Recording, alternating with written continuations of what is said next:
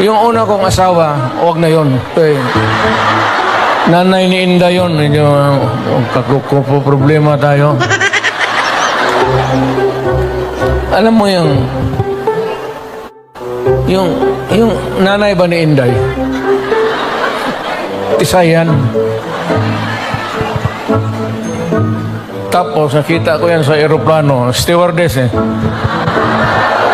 So, pag ano ko, hinanap ko kung saan yung bahay.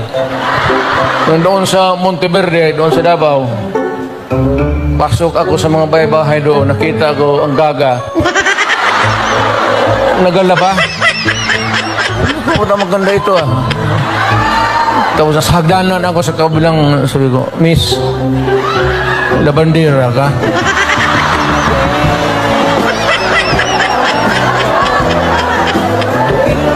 Ewan ko kung sino taga-Davao dito.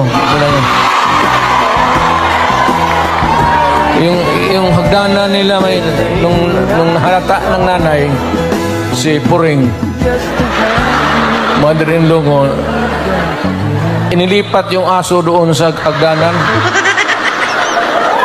Tang ina, hindi ako makaakyat.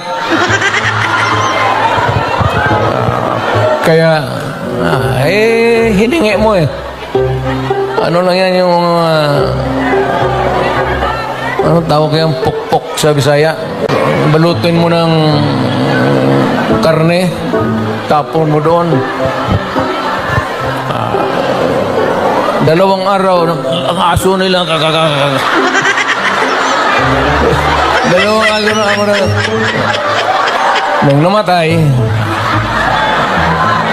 Kaya yun. Ito naman si Elizabeth. Mahaba ng istorya. Pero basta tinanan ko.